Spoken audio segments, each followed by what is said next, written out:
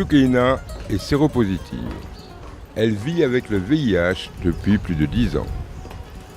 Comme toutes les personnes vivant avec le VIH au Sénégal, elle bénéficie d'une prise en charge médicale et psychosociale gratuite assurée par des structures de santé disséminées sur toute l'étendue du territoire national. Cette performance du Sénégal face à l'épidémie du VIH-Sida n'est pas fortuite. Le premier facteur, c'est vraiment le leadership au plus haut niveau dans la lutte contre le sida qui est porté par les plus hautes autorités. Il y a également cette confiance que les autorités ont faite aux experts sénégalais. Il y a eu les acteurs communautaires, et même le secteur privé depuis le début, les religieux, et donc c'est tous les acteurs.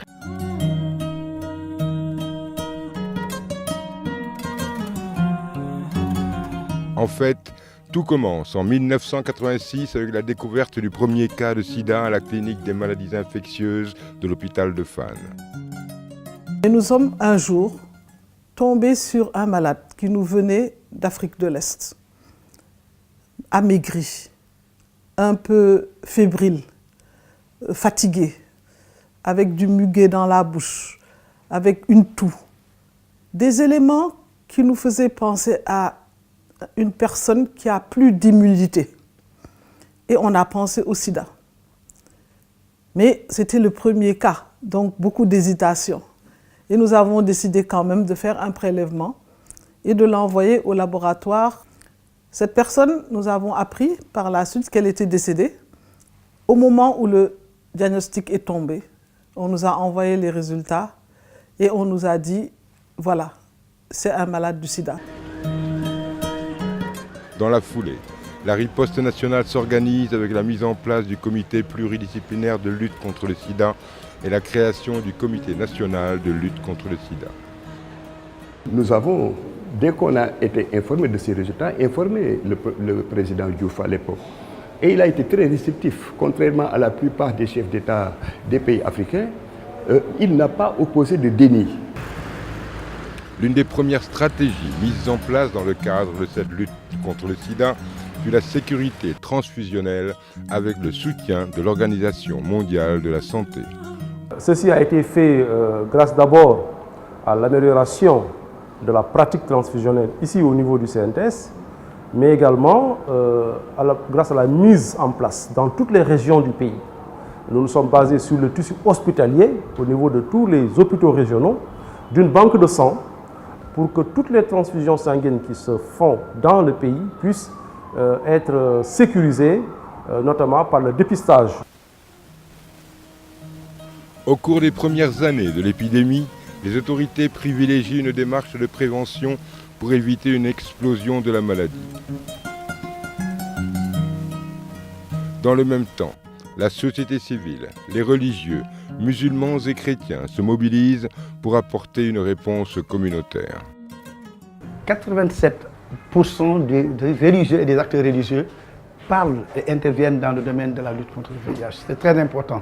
Pas tout au début, c'était même pas évident de parler du VIH. Face à la stigmatisation, à la discrimination, à la peur, il fallait insister sur la prévention. Il fallait aussi puiser dans les ressources des communautés et des familles pour soutenir les malades. Parallèlement à cette sensibilisation des populations, la prise en charge médicale des personnes infectées est assurée par les structures de référence. En 1989 démarre la surveillance sentinelle pour suivre chaque année l'évolution de la prévalence du VIH et de la syphilis chez les groupes cibles, dont les femmes enceintes. Le Sénégal est un des rares pays à avoir conduit de manière régulière de 89 à maintenant une surveillance de l'infection à VIH. Beaucoup d'activités qui ont été menées au Sénégal l'ont été parce que nous avons pu documenter la situation grâce à la surveillance. En 1997, le réseau national des personnes vivant avec le VIH, qui fédère toutes les associations de lutte contre le sida, voit le jour. Au niveau de chaque région, on a une association régionale qui accompagne les personnes vivant avec le VIH au niveau des régions. D'abord à aller se faire soigner, mais aussi ce qui est plus important, c'est l'accompagnement psychologique qui est fait au niveau des associations et qui permettent aux personnes vivant avec le VIH d'accepter leur statut sérologique, mais également de vivre leur statut positivement.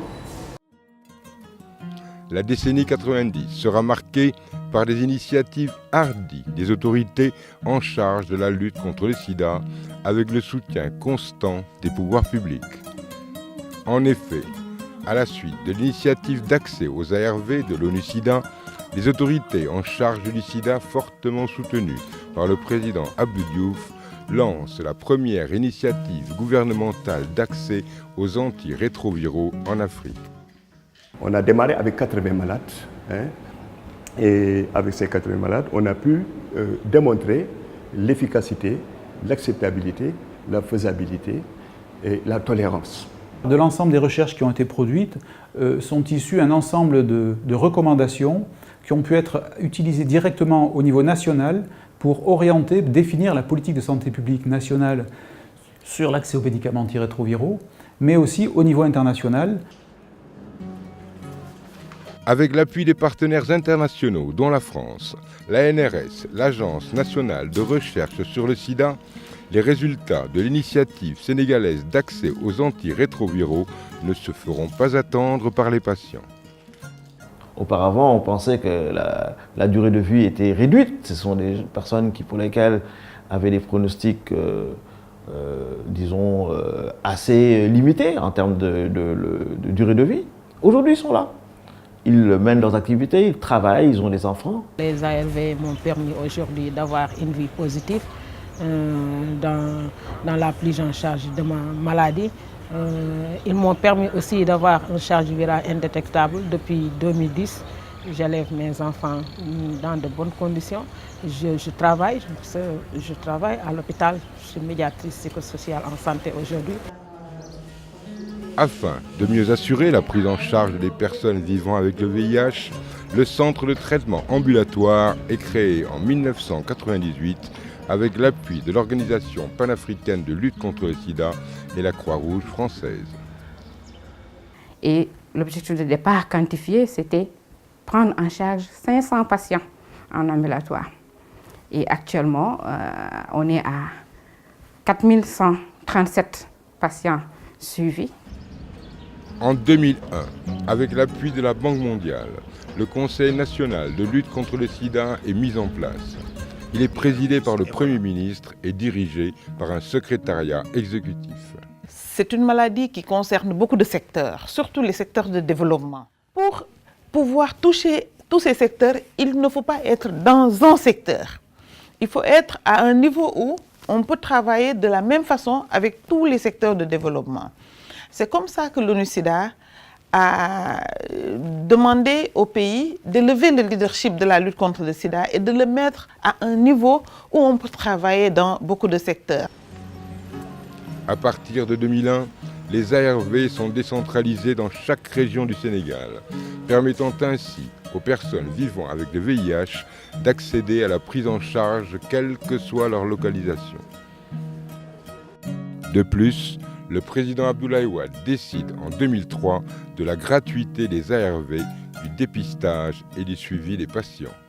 La décentralisation de la prise en charge du VIH a permis de passer de 3 structures de prise en charge qui offraient les services à actuellement plus de 100 structures dans les régions, aussi bien dans les hôpitaux, dans les centres de santé et récemment dans les postes de santé. Ce n'est plus seulement le médecin qui prescrit un médicament, mais c'est une assistante sociale qui écoute la personne à partir le diagnostic même du patient, son dépistage. À partir de ce moment-là, on commence à intégrer la notion de personne et aussi la notion d'environnement social. Cette déconcentration des services de soins qui a amélioré l'accès aux ARV est aussi le résultat du partenariat fructueux avec de nombreux bailleurs de fonds. Le programme VIH-Sida du Sénégal bénéficie des subventions du Fonds mondial depuis la création de celui-ci. Ce programme a 70% est financé par les partenaires internationaux. Il est important de souligner le rôle clé du partenariat entre la recherche et le CNLS dans la mise en œuvre de la riposte nationale depuis la fin des années 90. La recherche a énormément renseigné, comme je dis, le programme du Sénégal et a permis de définir des stratégies adaptées dans la riposte qui ont servi pour le Sénégal et qui ont servi pour le monde entier. Quelques années plus tard, le Sénégal abrite à nouveau la conférence internationale sur le sida en Afrique, après celle de 1991, confirmant ainsi son leadership dans la lutte contre le sida.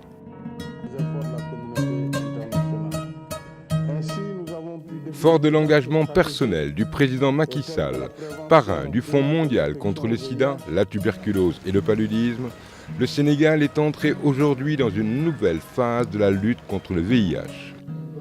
Le CNLS privilégie désormais une stratégie d'intervention qui vise à mettre un terme à l'épidémie.